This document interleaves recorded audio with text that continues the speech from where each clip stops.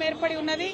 పాకిస్తాన్లో ఉన్నటువంటి 9 ఉగ్రవాద స్థానాలను ఆపరేషన్ సింధూర్ పేరుతోని మనం దిగ్విజయంగా సాధించుకోవడం వీర జవాన్లందరికీ కూడా ఒక స్ఫూర్తినిచ్చే విధంగా, వారి వల్ల మనకు ధైర్యం, వారి వల్ల మనకు రక్షణ, మన వల్ల వారికి మరింత స్ఫూర్తి రావాలని చెప్పి మనస్ఫూర్తిగా కోరుకుంటూ ఇవాళ తెలంగాణ జాగృతి ఆధ్వర్యంలో పెద్ద ఎత్తున ర్యాలీ నిర్వహించడం జరిగింది.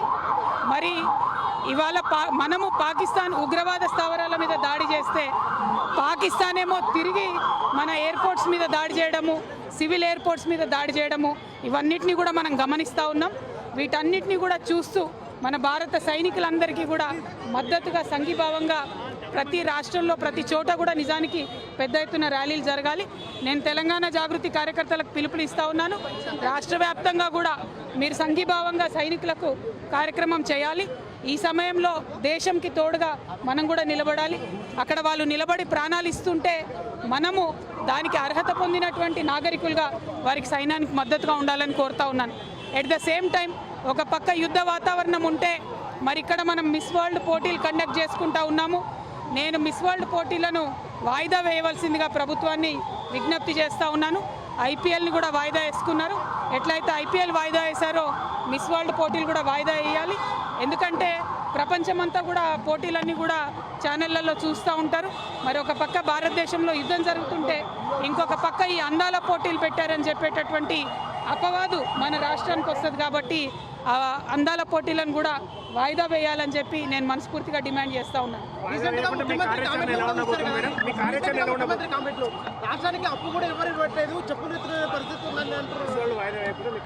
మిస్ వరల్డ్ వాయిదా వేయమని విజ్ఞప్తి చేస్తున్నాం ప్రభుత్వానికి. ఎందుకంటే ఇది విఘ్నత ప్రదర్శించాల్సినటువంటి సమయం. ప్రపంచమంతా కూడా భారతదేశం వైపు నిలబడ్డది. ఇవాళ మనది ధర్మయుద్ధం.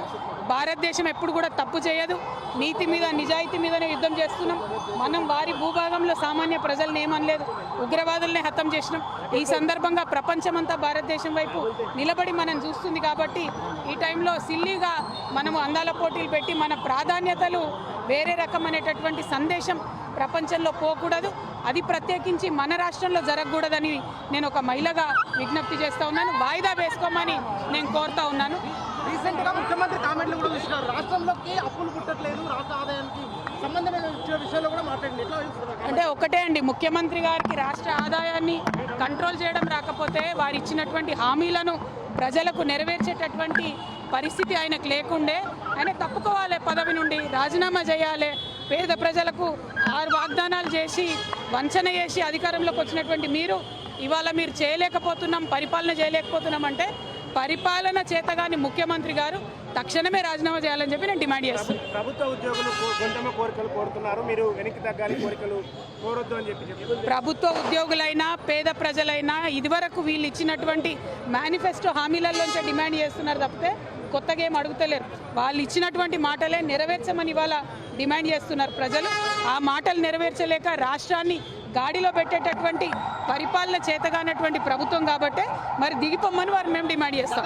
రాష్ట్రానికి ఆదాయం ఎక్కువ ముఖ్యమంత్రి మాట్లాడాడు. మరోసారి కూడా రాష్ట్రానికి ఆదాయం లేదు, అప్పుల పాలైందని మరోసారి. ఈ ముఖ్యమంత్రి ఎప్పుడేం మాట్లాడుతుండే ఎవరికి అర్థమవుతుందే?